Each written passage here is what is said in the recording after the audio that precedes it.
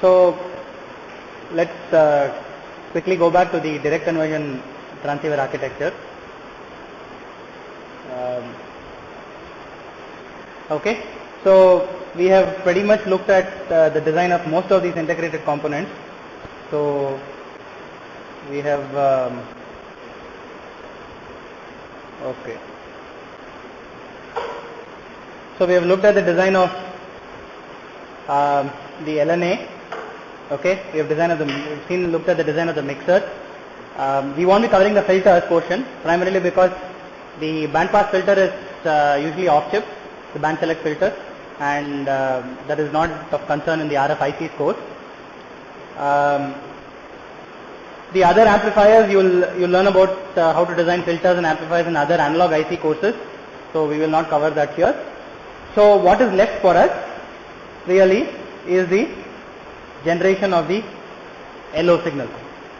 Okay, so that is the final task ahead of us in the receiver. In the transmitter we still have something else, which is the power amplifier, but in the receiver our final task is to design the LO signal.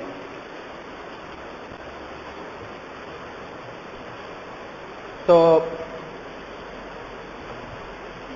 we have the mixer and we have our RF signal, and what we really want to do is figure out how to generate this guy, the LO signal. And as I have mentioned before, normally this is generated using a phase clock loop. So you will learn a little bit more about the phase lock loop in the analog ICs course. I think most of you have not done the analog ICs course. But the basic idea is very simple. You try to compare a given reference, a given source. I'll call it XO, short for crystal oscillator. Okay, with a modified version of the LO signal, of the VCO signal. And using that you perform some function. So we will not go into the details of the function, but you have what is called a charge pump. PFD stands for phase frequency detector. CP is charge pump. LPF is the loop filter. And finally the loop filter drives the voltage controlled oscillator with a DC control voltage signal. Okay, the control voltage signal VC tells the oscillator at what frequency it should be oscillating. And to set the feedback path, so you divide it by some number and then use that to compare to the XO signal.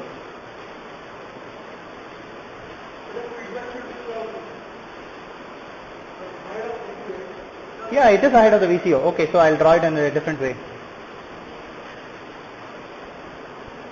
I'll draw it like this. Is that what you meant?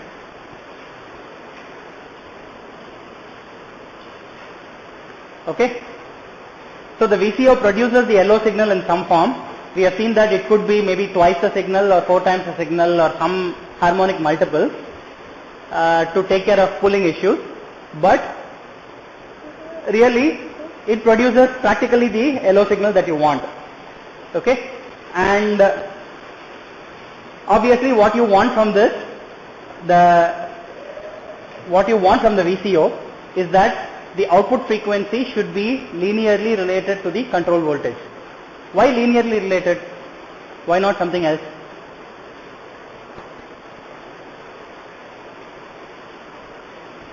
I am sure all of you have heard that the control voltage is linearly related to the output frequency. Why linearly related? Why not something else?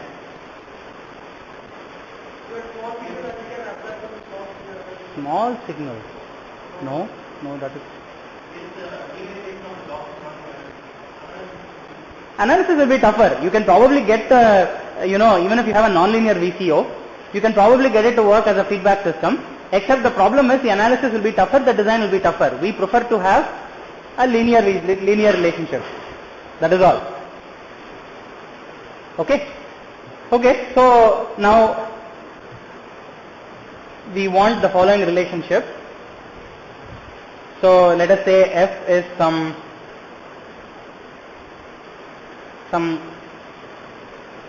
KVCO times VC plus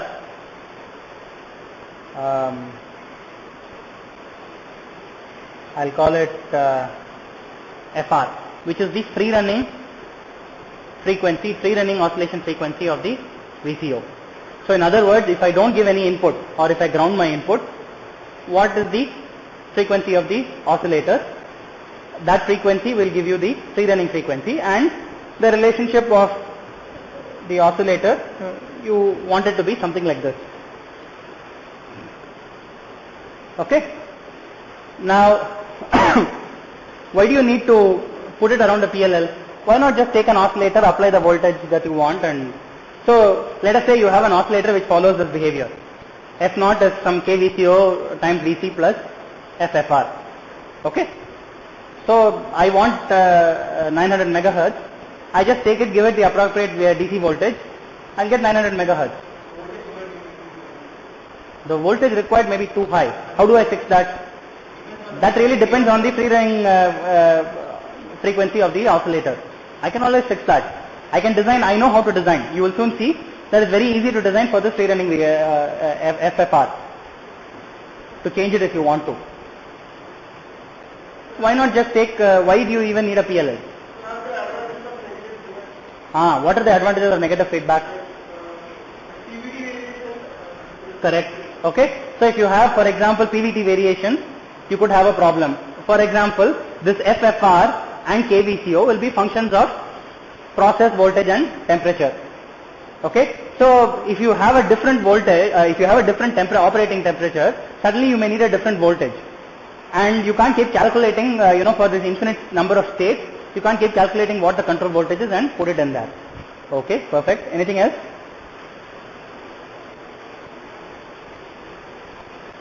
There is one more nice advantage which people who would have done PLLs before would know. What about the, what is the difference between applying it in a negative feedback like this and applying an open loop voltage? The negative feedback gives you something else with respect to the noise.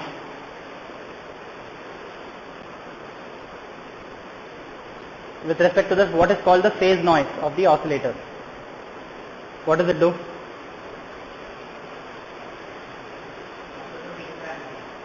It suppresses in-band noise, or rather, it suppresses long-term variations of the phase. Why is that? When you place it inside the feedback loop, why does it suppress the long-term variations? There is a specific reason why it does that. The reason for that is the existence of this XO.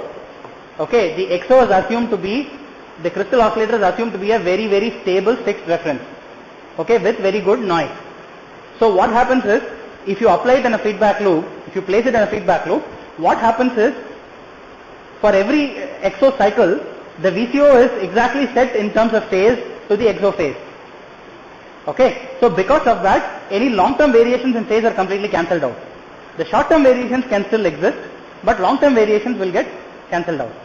Okay, anyway, this you'll learn in the analog ICs course. I don't want to dwell too much on it here. What kind of oscillators are you aware of?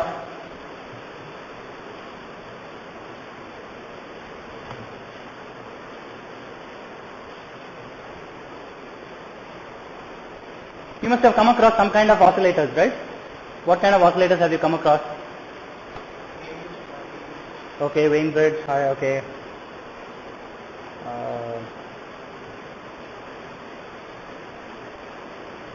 Hartley oscillator. Okay. Colpit. Anything else?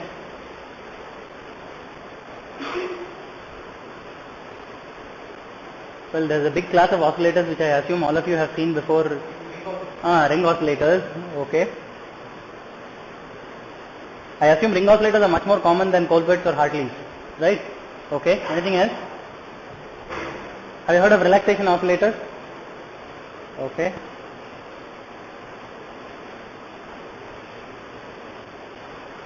Okay, so as you can see, there are obviously many different types of oscillators. So I'll call these LC oscillators. But basically there are many different types of oscillators depending on their conceptual derivation as to how you actually come about with this oscillator. And the one we will be concentrating on in this course are the LC oscillators. Okay, we will not be concentrating on ring oscillators. We will not be concentrating on relaxation. We will not be concentrating on architectures like Wayne Bridge and so on. Primarily, we are interested in LC oscillators because LC oscillators have very good spectral purity. So, in other words, they have very low noise. Obviously, very low noise for a given current consumption. Okay, and a given level of integrability. Obviously, we are also interested in putting it on the same chip as the rest of the transceiver.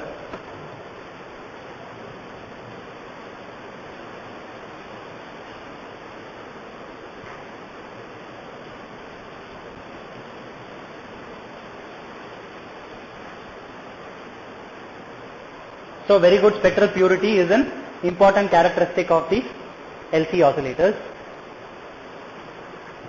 So, in other words, what I mean is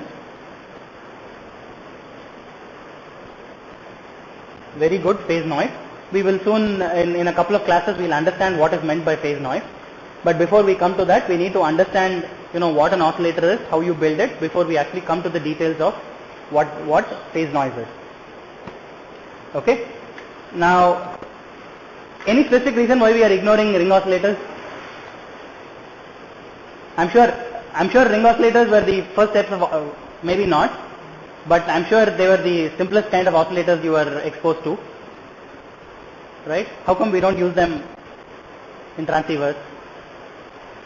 Again, the answer is the same reason. They are very good, very compact. They have a lot of tuning range in terms of this curve you look here. Their F0, the region covered by a ring oscillator is very, very wide compared to an LC oscillator, or the potential area, range of frequencies it can cover. However, the problem is that it does not have very good spectral purity. Again, the problem is the same. Sorry. It's the spectral purity of ring oscillators is not good enough for almost any modern transceiver. Okay, with the kinds of data rates we are talking about. There might be very specific cases where the data rates are very low, maybe a sensor network kind of application, where the data rates are in kilobits per second, okay, where you are interested in a very low cost, very cheap, very compact realization of a transceiver, you might be tempted to use ring oscillators. Okay. Anywhere else, you would probably try to use LC oscillators.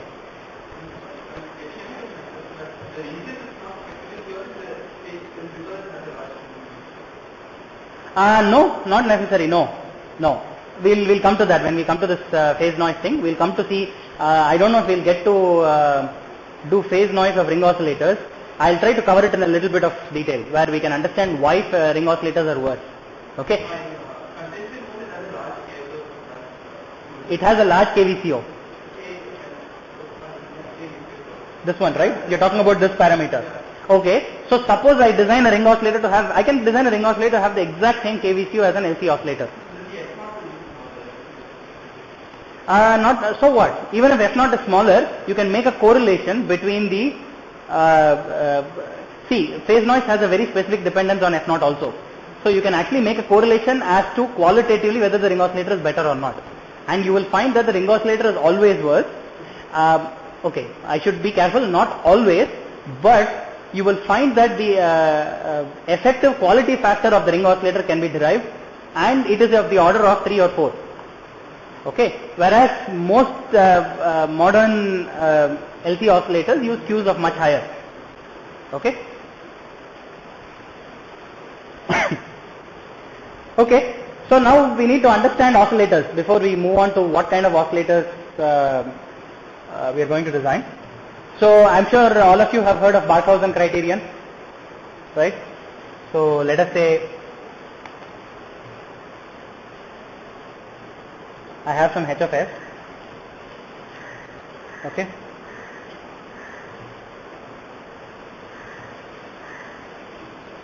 and I have some input x of s,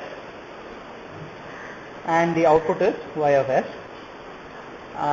I am going to take the simplest case where I just take the output and feed it back. That is the easiest case. So I know that y of s is related to h of s by 1 minus h of s times x of s, right? So this is the closed loop transfer function of the system, and very specifically I can see that if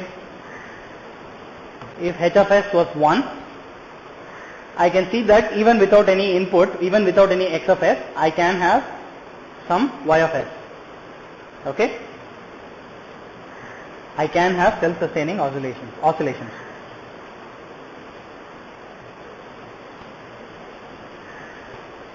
Okay? This is a very simple way of looking at these oscillators. But basically, we come to this by looking at the denominator. Yes.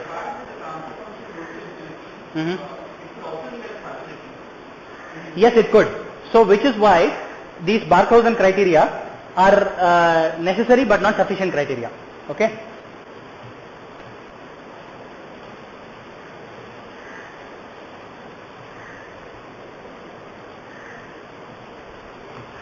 So the Barkhausen criteria are, you have two criteria. One obviously is that at some omega naught, the magnitude of h of j omega naught should be 1 and the angle of h of j omega naught should be, in this specific case, should be 360 degrees. We have actually taken the sign of the feedback to be positive. So the feedback sign should be 360 degrees. You can look at it in many ways. This is the overall phase shift, right? If you want to apply negative feedback, then you already have a 180 degree phase shift inherent in the system, which means you need an excess phase shift of 180 degrees. Different people don't get confused. Different people try to express it in different ways. Somebody might assume that negative feedback already exists in the system, and therefore they might just try to say you need a 180 degree phase shift. What they mean is an excess of 180 degree phase shift. Okay, so these are the two Barkhausen criterion, and as Girish pointed out, they are necessary but not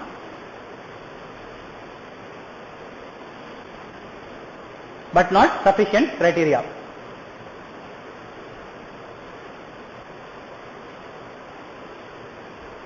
Okay, what that means is, if you have an oscillator, these conditions have to be satisfied, but just because these conditions are satisfied does not mean you will always have oscillations. Okay, there may be other conditions which need to be satisfied. Luckily, LC oscillators are conceptually very simple. Okay, you will not, in fact, you will not find yourself using these criteria very often, because there is a different way to look at those kinds of oscillators. So if I take an LC oscillator, what I try to do is, so I have my h of s, but instead of actually feeding back, so what I was doing earlier was I was feeding back the output of h of s directly. But I want to do something different. Okay, the reason is, if you look at these criteria, what they tell you is, this particular system will actually oscillate at a frequency when at which the magnitude is 1 and the phase shift is 360 degrees. But I actually want to bias this feedback system in a specific way. Okay, what I want to do is, I want to know exactly at what frequency. I don't want it to depend on h of s, right? I do not want it to depend on h of s, or rather, there may be a whole range of points at which these criteria are potentially satisfied, because the actual criteria can be, I'll put this in blue, because normally you would actually try to design this to be much greater than 1, not just equal to 1. And there is a specific reason for it. We will look at it when we come to specifically when we view LC oscillators. We will see why we do this. But really, there may be a range of frequencies where this is even larger than 1. Right? And that is definitely possible. What happens if it is larger than 1? Let us say the phase shift was 360 degrees, but the gain is larger than 1. What happens? It will saturate. Why would it saturate? Okay, so first of all, if the loop gain is greater than 1 and its phase shift is 360 degrees, the amplitude of, obviously it has some inherent gain, let us say. The amplitude, even without any input, the amplitude is going to keep growing. Right? When does it stop? After it hits supply rails. No, that is not right.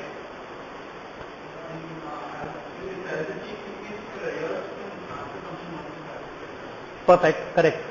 So what happens is, as the size of the signal keeps increasing, what you thought was a small signal transfer function will keep changing, right? When will it stop?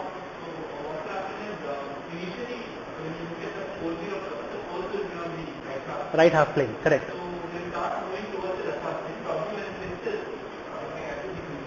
Correct, right? So initially, if you look at the poles of the system, they will lie somewhere in the right half plane, because you have oscillations and they are growing. That automatically tells you that the poles should be complex conjugate poles on the right half plane. Now, because the transfer function is changing, what will happen is these poles will start moving down, because most probably in most practical systems, as the amplitude keeps increasing, the gain will fall in some fashion or the other. Okay? And the oscillations will obviously stabilize when these move directly on top of the j omega axis. But when will that happen? That will happen when these conditions are exactly satisfied. Right? That is the condition for self-sustained oscillations. That will happen exactly when these are satisfied, and it need not necessarily happen at the supply rail. It will happen when the gain, large signal gain, falls to a point when it is exactly equal to 1. Okay? However, I don't want to leave the oscillations, to a point where it depends on the vagaries of the of h of s. The reason is this: what we have not looked at is the fact that I might have started off at 360 degrees phase shift, but as my large signal transfer function changes, even the phase transfer function of the phase of the transfer function will change, which means the frequency will, at which it oscillates, at which the system oscillates, will change.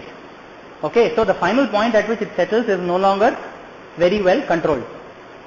So I want to take the system, I want to bias it such that it actually, this particular oscillation happens at a very specific frequency. So what I do,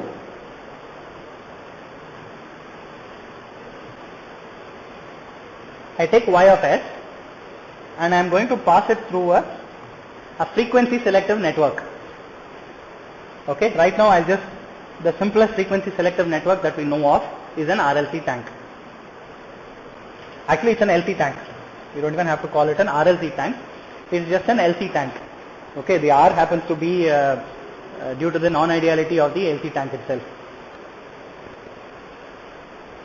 Now what I am doing is, I am constraining the system to have positive feedback or the kind of feedback I want. I don't want to call it positive or negative, but I am constraining the system to have feedback only over a narrow range of frequencies.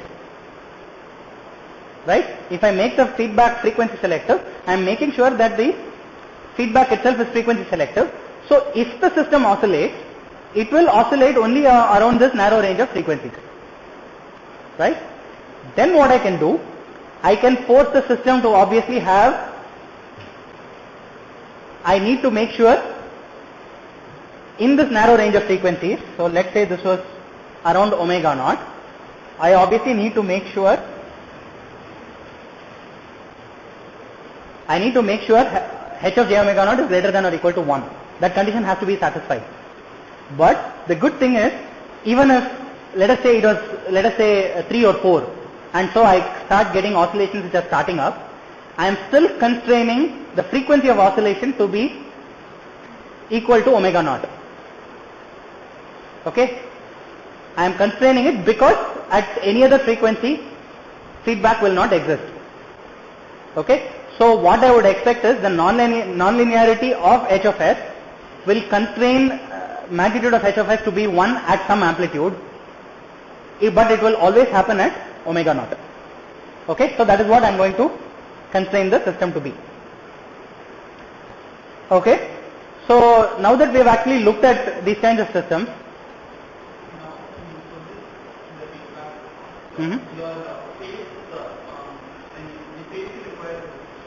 yes. So yes. So in reality, there is a little bit more detail to this particular kind of oscillator. So what you will find is you tune your tank to omega naught. In reality, you can show that the oscillation frequency will not be omega naught, but will be slightly shifted from omega naught. Okay, it will be around omega naught because you do not have gain at any other frequency. However, because the harmonics coming out of h of s, it actually has many harmonics, because now you are talking about a non-linear system. You can show that this frequency will not be exactly omega naught. It will be slightly shifted from omega naught to a point where it still has enough gain, but it is not. What you will find is, for all practical purposes, you might as well assume it to be omega naught. Okay, when you are designing this system, you will find that you are trying to design something at 2 gigahertz. The shift may be only a few tens of megahertz. You may not even notice it. You may think it is due to some kind of parasitic capacitance. Okay, but you are absolutely right, because this h of s is non-linear and it produces a whole bunch of harmonics which are actually getting filtered out.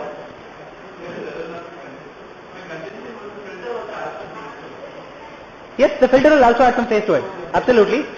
However, at the the reason I am coming to it is, if I take a parallel LC tank, at resonance, the phase shift added by the filter is actually 0 because it's purely resistive. Okay. However, because omega naught is slightly shifted, it will add some phase shift. That is what I am trying to come to. Because of this small omega naught shift, it will always add some phase shift. Okay. You may think it does not, but it will. Okay. So let's also put that down there. At omega naught, LC tank is purely resistive. Okay.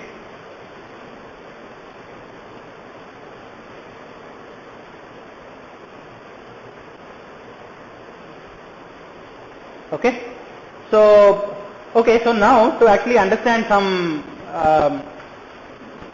different kinds of at least what leads to oscillations, let us just look at some general cases. Right? Let us look at some general cases to see if they will oscillate or not.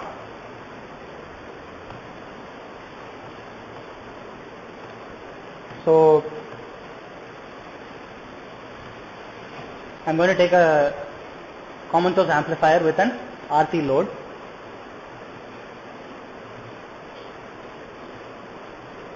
Okay. So if I connect it in feedback like this, will it oscillate?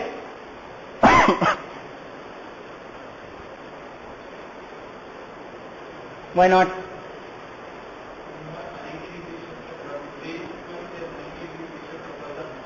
Okay. Perfect. Right? So you have 180 degree phase shift across the MOS, and you have 90 degree phase shift from the load, right? From the RC load, maximum 90 degree phase shift. So really the maximum phase shift you can get, overall phase shift around the loop you can get is 270 degrees. So you can never oscillate, right? Max phase shift.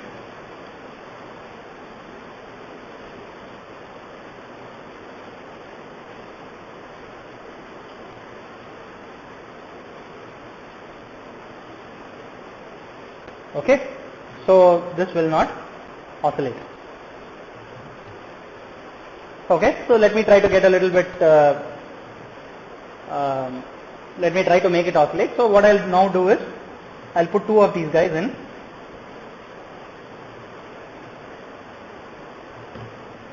in cascade.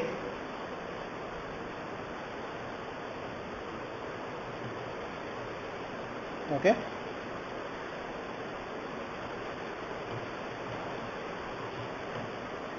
I'll take RC, RC.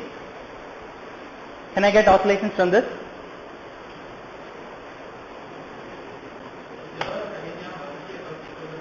Correct. So I have 180 degree across each of the MOSFETs.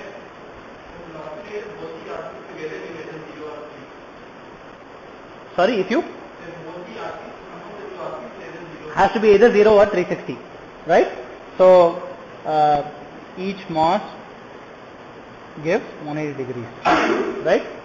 And which means to get a 360 degree phase shift, so the RCs together need to give either 0. So I already said each MOS is 180 degrees, right? So RCs together need to give either 0 or 360 degrees. Obviously they cannot give 360 degrees. Can they give 0 degrees? At DC, right? So most probably this circuit will latch up. This will, settle down to some point. What point will it settle down to? It will settle down to some point where maybe this is high, okay? Therefore this MOS is on, this is pulling it low, and because this transistor is off, that node is high. It will probably settle down to 1, or probably the other way around. That is also possible. Okay, that really depends on the initial condition. But this will also not oscillate. Now let me take the same guy.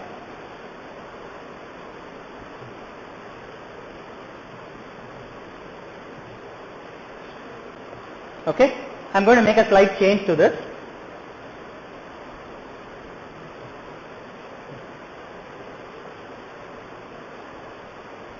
Okay, I'm going to make a slight change to this. What I'm going to do is, yes,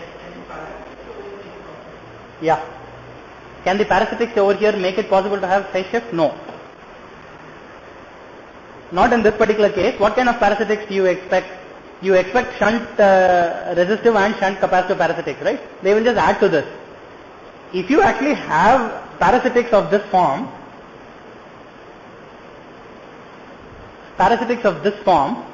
and if you have enough delay in the network, so the parasitics are very, very significant, then you can have it. Yes, that's right. But remember, that is very, very improbable, because apart from getting that enough delay, you also need to have enough gain around the loop, right? The minute you add these kinds of parasitics, you keep losing gain.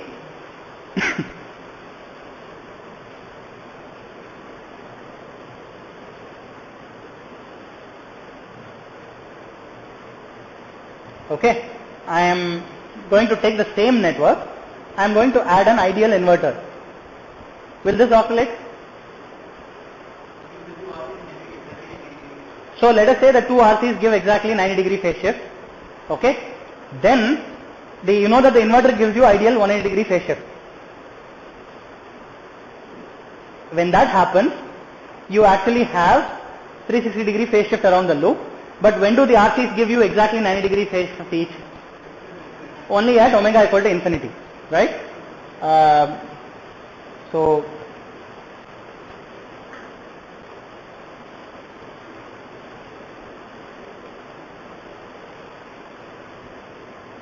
only at omega equals infinity. So obviously again this guy does not oscillate.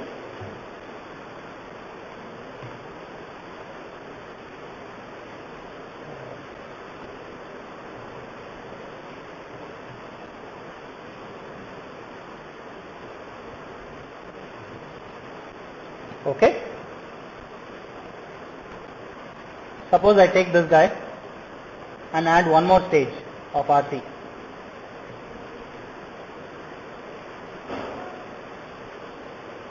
Okay. What about this guy? This guy can potentially oscillate. Obviously, I say potentially can oscillate because there are certain conditions which need to be satisfied. But definitely you can make sure at a particular frequency you have enough gain and you have the right amount of phase shift, and so this guy can oscillate, right?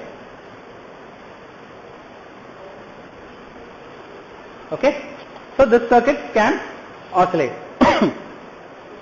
How do you find out the frequency of oscillation?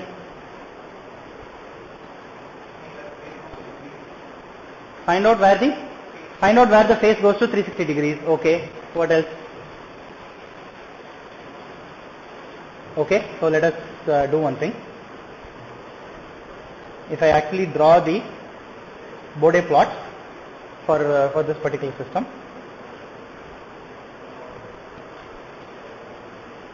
Okay, so mod of h of j omega, what does that look like? What is the DC gain of this? GMR the whole cube, right? GMR the whole cube. Then what is going to happen? I'm going to get a minus 60 dB per decade roll off. Okay, and most probably this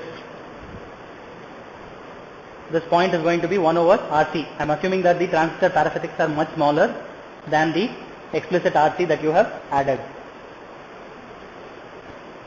Okay, so then if I plot angle of h of j omega,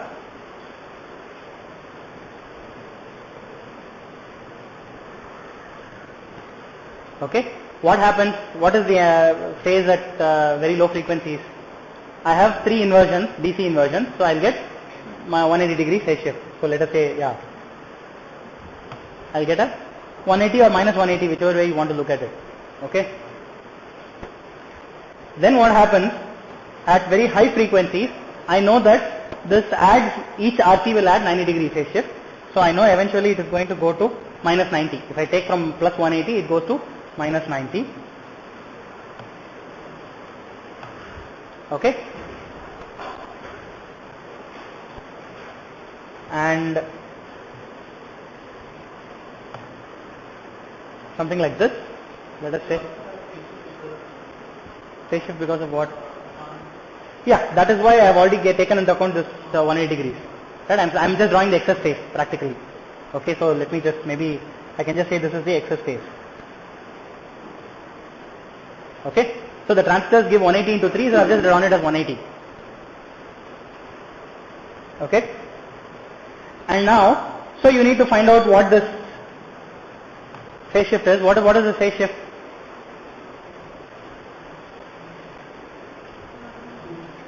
Huh? Each one will give 45 degrees, right? At the RC, each one will give 45 degrees. So you will get 180 plus 135. 180 minus 135, right? So what is that? Plus 45? Sorry, minus 45? Is that right? Plus 45. Thank you. Yeah, 180 minus 135, right? Okay. So it will give you plus 45 degrees. Okay. So yeah, so you can find out the point at which in this particular case, can you tell me whether the system will oscillate or not? The way it is drawn, it can oscillate, right?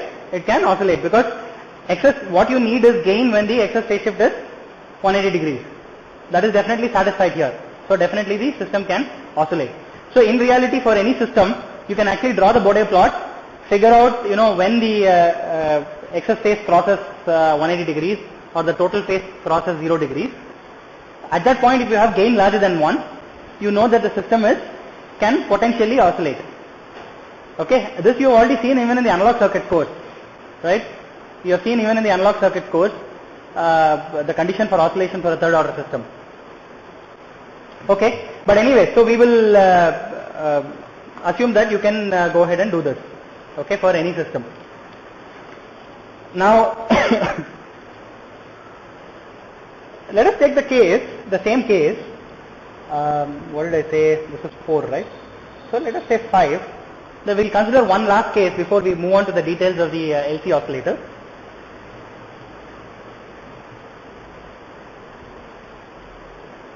So, okay.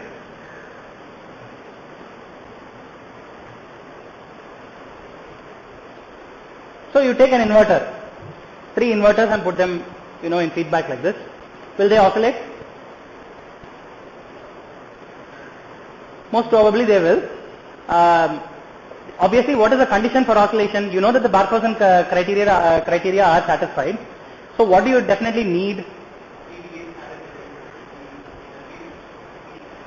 But that will always be satisfied, right? If you have 3 inverters in a loop, the phase condition is always satisfied. You always have excess phase of 180 degrees, right? which comes after a delay. 360 degrees. So that is not a problem. How do you ensure that such a system always oscillates? Obviously, normally you are just used to throwing together 3 inverters and getting them to oscillate. But obviously there is a condition on the gain of the inverters. You have to bias them at the appropriate point. Okay. It just so happens that normally if you take 3 inverters, slap them together, in most cases they will have enough, because you are not explicitly biasing them. They are self-biased. In most cases they will end up having enough, gain. But suppose what is the frequency of oscillation here? So if the delay of each inverter is Td, okay, what is the frequency of oscillation here? Is 1 by 6 Td. Okay. Let me go back here. This is basically 3 inverters being stacked together in. Okay. So is this, suppose each one has a delay of, each of these is also an inverter. Okay. Let's say each of these has a delay of Td naught, let us say. Okay. Now, if I use Td naught, I get one frequency of oscillation. If I get it from the Bode plot, I will get a different frequency of oscillation. How do I figure out which one is really the right one to look at? Right? Normally, the small signal plot you are drawing here will be very different from the delay of the inverter. Okay? So which one actually, which is the actual stable point and why?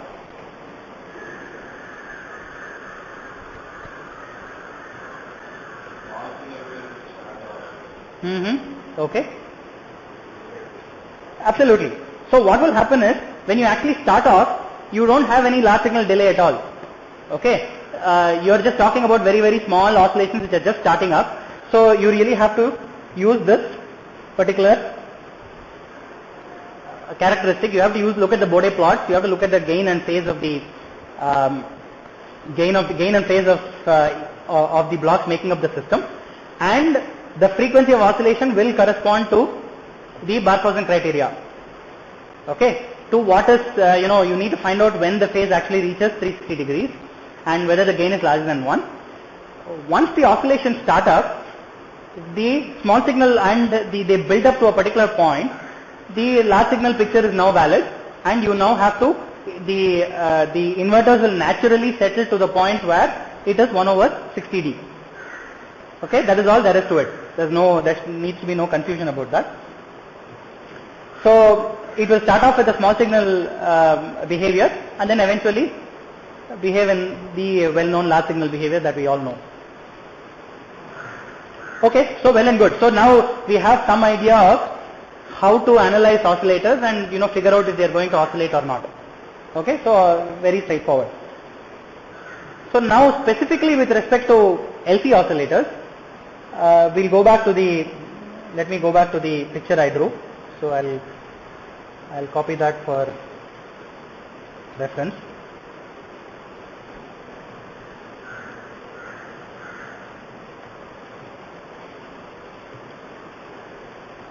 Let us take this guy.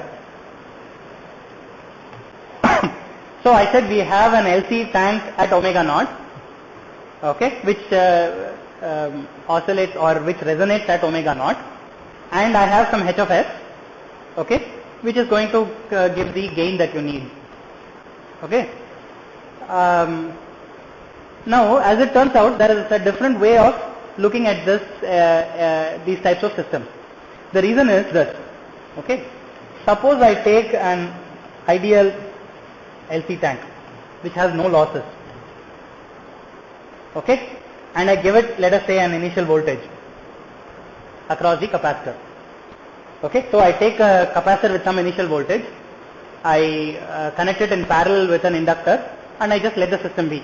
I don't do anything to it. What will happen? It will oscillate. Okay. How will it oscillate? Okay, so there is a potential for transfer of energy between the capacitor and the inductor. Okay, what I have given is the initial condition as the voltage across the capacitor. What will happen is, because this voltage across the capacitor is also directly appearing across the inductor. The inductor will tend to have some current, but there will obviously be a phase shift, and eventually what will happen is all the energy will go as energy current through the inductor. Okay, but now that current through the inductor can now again get stored as energy across the capacitor and back and forth, right? So if I actually look at the voltage across the system, I'll get something like this. What is the amplitude of this? It's VIC. What is the frequency of this? The angular frequency is 1 over root LC, right? So if I take an ideal LC tank, I know that the frequency of oscillation is very well defined, right? And the amplitude can also be well defined if I know the initial charge. Okay. In many cases, it is the frequency that I am interested in. The amplitude may always be, I may always want to change it in some manner or the other. Okay. So the frequency is very well defined because it's 1 over root LC. Okay. Obviously, the condition required for this is that you need to have an ideal LC tank. Okay. If I have some resistance here, right, what will happen is, so if some R,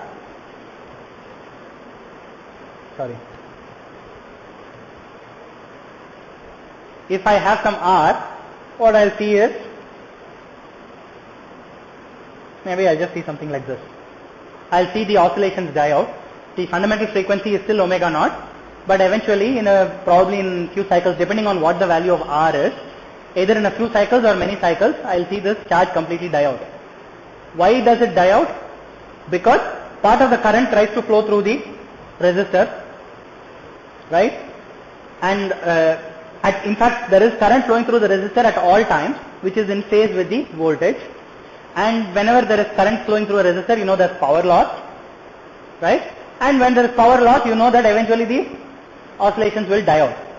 So one other way of looking at these kinds of LC oscillators is to actually look at these HFS systems. What you are trying to do is actually trying to replenish whatever energy is lost in the resistive components of the LC tank. Because remember, this thing always will have an R. Okay. So what you are trying to do is, so you are trying to replenish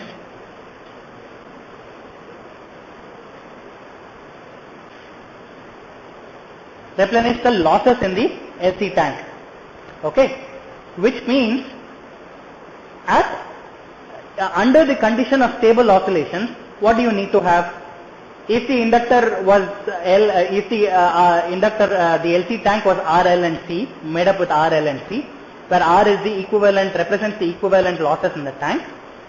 What happens is, you know that under stable conditions, you need to have something which looks like this, which looks like just an LC, which means that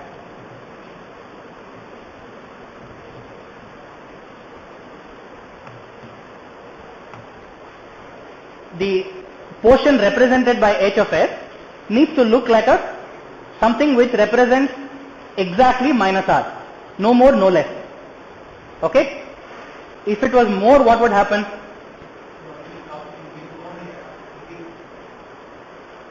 Are you sure?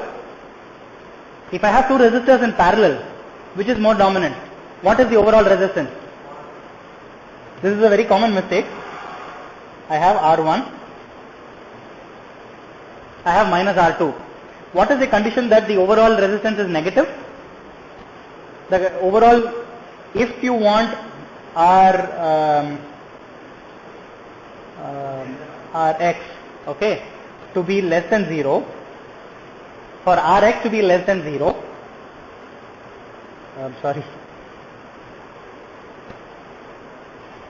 this is the condition you need. You need the actual value of R2 to be smaller than the actual value of R1 in terms of magnitude. Okay, so in other words, if R1 was 100 ohms, if I have R2 as minus 10 ohms, the effective resistance would be 90 by minus 1000, right? So you know that it is going to be negative. So if this minus R is the negative resistance of the active portion of H of S portion was smaller, then you would find that the oscillations are growing because you have an effective minus R. If the effective resistance was larger, you will find that the oscillations are dying out.